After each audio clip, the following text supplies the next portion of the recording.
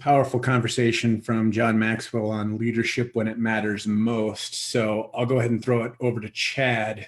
Chad, what did you have written down that you took away from this today?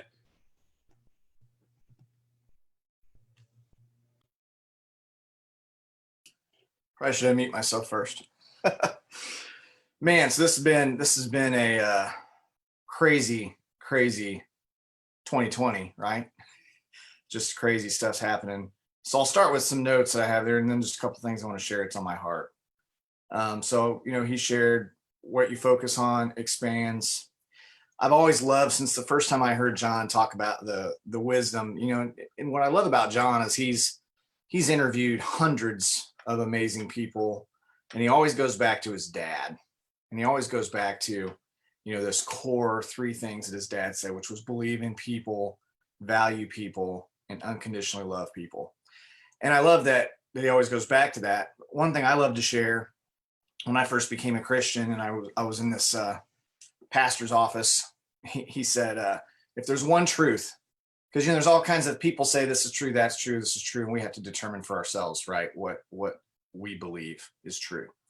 And he felt so strongly about this. He said that I should tattoo this on the inside of my eyelids, which I guess that's how you make an extreme point, right? Because you wouldn't see a tattoo on the inside of your eyelids. But he just said, God loves you. He wants what's best for you, and you can trust him.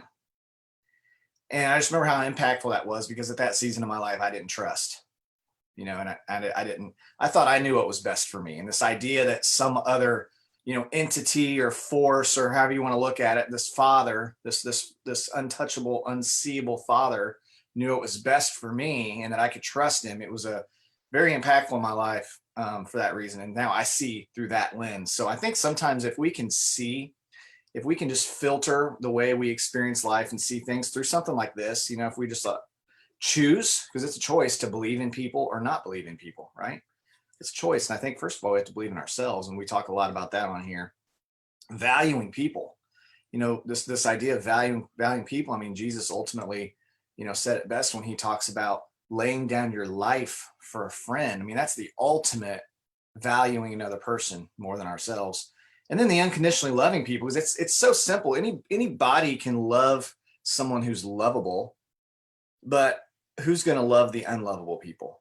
And that's where unconditional love comes in. So I love that he started that with the context. And I love this setting things behind you, putting things before you. And he talked about putting behind you, devaluing people, putting before you, valuing people. Talked about the golden rule and putting selfish values behind us, good solid values in front of us. And pointing, this is probably my favorite one that he said today, is put behind us, pointing and saying no, or I have it right, you have it wrong, this pointing thing. And instead, listening and caring. I'll say that I've been guilty, along with so many others of my color, of just dismissing and saying, that's not my problem. I'm white. I don't have the same problems that a black person does. So it's easy for me just to go, I don't understand, and go on about my life. And so I've been guilty. And I'll say, I watched the George Floyd video, and it not only broke my heart about the guy that was actually committing the crime directly, it also broke my heart the other people, the bystanders, that stood by and did nothing. And then I realized that in many situations I've stood by and done nothing, and I was convicted of that. So moving forward, I'm gonna be saying some things, and I'm gonna be making a stand. And I strongly encourage others, if you feel led to do that also. So I love the caring and listening and understanding, because until we take the time to have the right conversations and ask the right questions, what we don't know, we don't know. And some would say what we don't know doesn't hurt us, but what I've learned in my life is that what I don't know has kept me broke in the past. And what I didn't know kept me being an idiot, right? What I didn't know was making me not be as good of a husband as I could have been. I had to put in the time and the energy and care enough to listen. So I'll go back. I was on this, watching this thing last night and again, and I love Joel the other day, Elevation Church. I know you're going to talk about that a little bit, but just to hear John Grey and Steven Furtick have a real conversation and lay it out there, man, that was so good. That represents what needs to happen so much more in America. But I was on another one like that last night called The Ken and Glenn Show with a guy named Scott. and something, I learned something. I took the time to watch it, and I want to understand, and I learned something. And I just want to share this, and then we'll go on to the next, we'll hear what Tay has to say. But this whole concept of white privilege, when I used to hear that term, I used to get upset, because I'd be like, hey, I can't control how I was born either. I was born white. And this idea that just because of the color of my skin that I get extra advantages and extra things, that's not what, according to the definition I learned last night, that's not even what it meant. It doesn't mean that you're given or not given things. Here's what it means. And this just blew my mind. It's not fair. It's simply being given the benefit of the doubt based off the color of your skin. That you will not hurt anybody, that you'll not harm anybody, and that you'll not steal anything solely based on the color of your skin.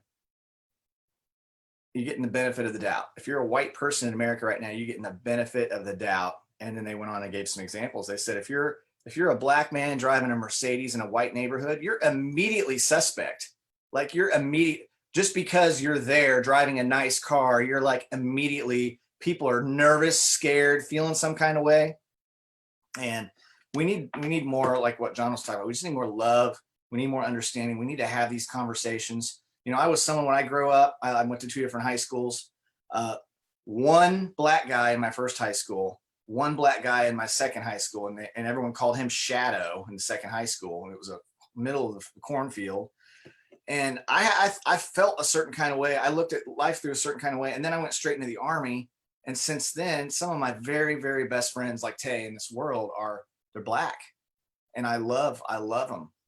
And he was talking about the 60s, and the 60s isn't that far away. And I've sat in circles of people and heard the hate speech and the racism that still exists today. We can do better. And I think a lot of doing better is just having these conversations. So thanks, Joel, for bringing this up and sharing this today. And I'm just excited to get into this more.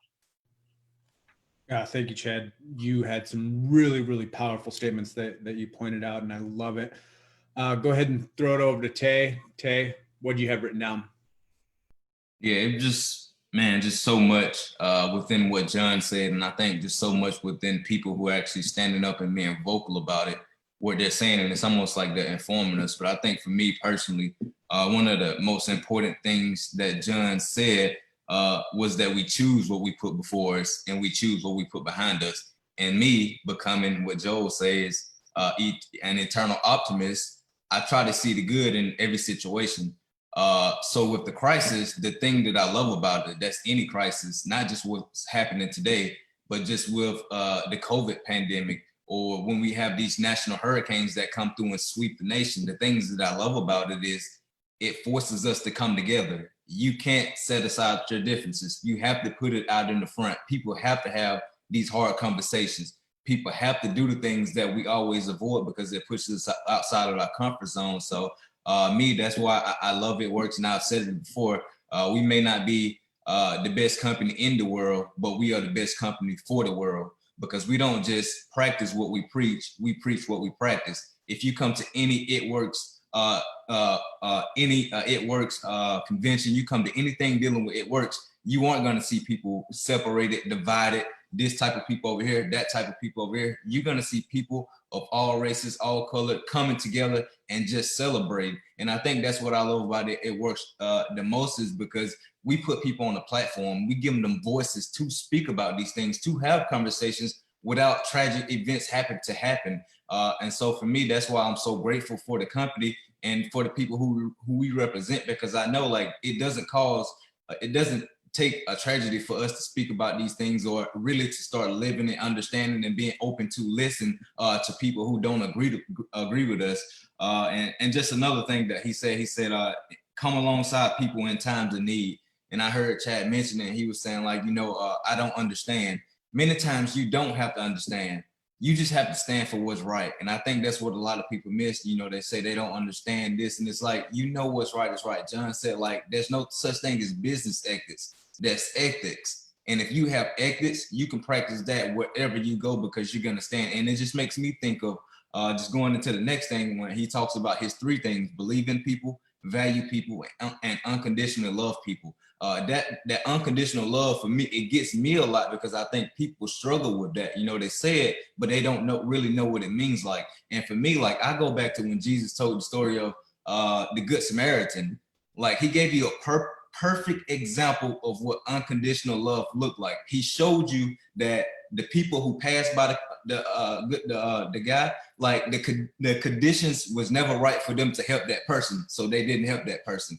The Good Samaritan, he saw the conditions weren't right, but I know what's the right thing to do. So he stepped in. So he showed us a way to do it. So for me, think about Martin Luther King. He said the time is always right to do what's right. So I think we have to have that concept. Like, we don't have to wait. Like, you can always stand with people. You can always, if you value somebody, then you're going to listen to them. I have conversations with my wife all the time. I'm not trying to get her to understand because she would never be able to understand. She can never picture things from my eyes because we're just different. And that's just the fact of the matter is, but because she values me, she's open enough to listen to me and to hear me out and to use her voice to stand beside me and love me through it. So I think it was a lot of value in this. And I think going forward, like, you should just always be having conversations. I talked to some people and it was like, what can I do? I was like, well, do you have people of different races at your house for dinner? Like, are you going to a separated church where it's black or white, or are you going to a multicultural church? Like, what are the things that you're doing in your daily life that's displaying that you're open enough to have conversations outside of your comfort zone? Or are you sitting inside your comfort zone waiting for something to push you outside of the box for you to make that change? So I think you have to make those changes in your daily life. We show up to the Zoom open mind. We listen to people of just different ideas, different perspectives on everything. And we still have conversations regarding what they're talking about. And many times we pull so many different nuggets from this one speech, and we get so many things and we all add value to each other. So I think for me, like, that's an example of what people come together with an open mind, the amount of value that we can add to each other by hearing each other out and then expressing what we're getting from that. So I think that's a way for us to move forward and just understand many times you just have to have those hard conversations. You have to step outside your comfort zone, knowing these things aren't meant for comfort because it's touching things that's at the root and the core of a lot of our problems. And I think it goes back to when you hear John talk about the 3 things that his dad taught him. That's a core belief. So I think if you don't know what your core beliefs is, then many things are going to come from the surface. And anything that touches the surface, if it hurts, it's going to be sensitive. So you're not going to want to mess with it because it hurts. But if it's at your core, then no matter how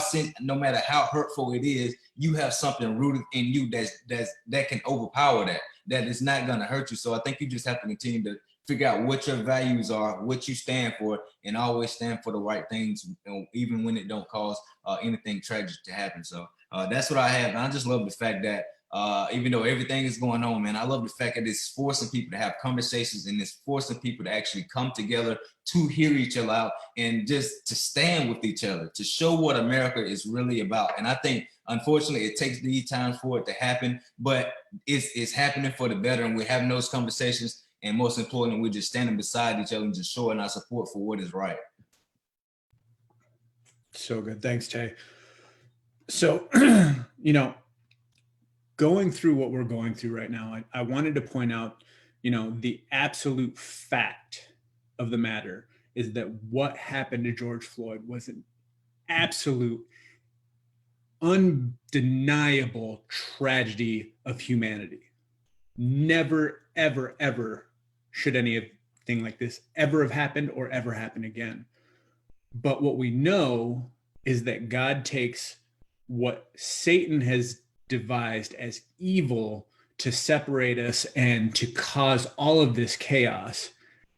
God is going to turn around and use it for good. And even George Floyd's brother got on yesterday and made a statement going, this isn't what we as a family wanted. This is not doing any honor to his memory.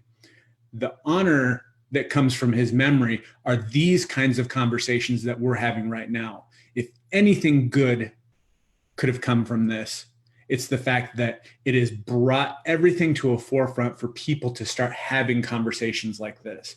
I love what Chad said. Chad, you're going to have to add that video in the link to just the understanding of the concept of what it means, white privilege. Most of us go through our lives not even having a concept of that. So if you're looking at the screen right now, you see 2 people that have lived their life under white privilege and one that hasn't. So for myself and Chad, we have no concept of the life that Tay has had to leave just because of the color of his skin. You know, when we're on here together, we all look at each other as the same, as equal. We don't see anything different about Tay. But the fact is that the moment that Tay walks out of the door, he's 15 to 20 steps behind because of the way that people look at him. Because he is a young, successful Black man and he's driving through his city in a nice vehicle, in a nice house, it automatically causes people to look at him differently. Even if he didn't have the nice house and the success, people would look at him even more differently than people would look at myself or Chad. And the fact that most people are unaware of this, I believe that the true value of what we're going to get from this is now people are going to understand. They may not have a full comprehension, but at least now you know. And that's the thing that I wanted to point out today, was the fact that I know that even though I look at Tay the exact same, it's my understanding that not everybody thinks the same way that Chad and I do about Tay. And so that when we're out and about, again, it comes back down to valuing people. And like I said at the beginning, love. If all we do is unconditionally love, we can make a difference. The points that John came up with, you know, believe in people, value people, and unconditionally love, those are, you know, the foundations of what his dad taught him. But I love the statement that he said, I don't need to know you to value you, because God made you and values you. So that should be good enough for me. You know, the 3 points that he came out, or the 4 points. The 4 points were: put before you valuing people, one of the most important. Put before you good, solid values, you know, the thought process that there is no such thing as specific ethics. It's just ethics in general. Put before you listening and caring. Guys, this is one of the most important things. I cannot understand you until I listen to you. And the thing that about listening is that, you know, listen respectfully, you know, and ask questions respectfully. We are not going to be able to change the other person on the other side of us. We may not even be agreeable with them, but at least what we can do is respectfully listen and respectfully ask questions. And not asking questions so that you can turn around and try and change their answers. Just absorb and listen. You have to have a transformation table mindset where you understand that you're coming together just so that you can listen and hear. Number 4 was focus on reflection and learning over reactions. Guys, we know that reactions are emotion-based, and that is what always tends to get us in trouble because we are highly emotional beings. If we can just take a moment to reflect and learn from what's going on right now, we'll come outside of this on a completely different level. Again, the conversation that John Grey and Steven Furtick had on Sunday was one of the most impactful and powerful conversations that I've seen. Another good one, just so you can kind of understand the heart and the thought process behind what's going on just specifically in Atlanta, I would go watch the press conference of Killer Mike. Guys, his conversation that he had was unbelievable. It is a bit graphic, so put your earbuds in. But guys, it will open your eyes to things that you may not be aware of. And ultimately, that's what we want to come back to today is, guys, there are people out there hurting. And this is our opportunity to stand up, to speak out, to listen, but ultimately to love and love everyone unconditionally. I love that that term of loving unconditionally, because of the fact that Jesus loved us so much that he sent his son to die for us. And that a brother would lay down his life for another brother is the ultimate act of compassion and love. So guys, go out today, make a difference, because you are the change that can happen. Don't look to change somebody else. Look to change yourself so that you can change and have the impact in your community that is so desperately needed. And everyone on here has the ability to change that just by a simple act of compassion, love, and listening. Guys, go out and make it an awesome week. We'll see you here again next time.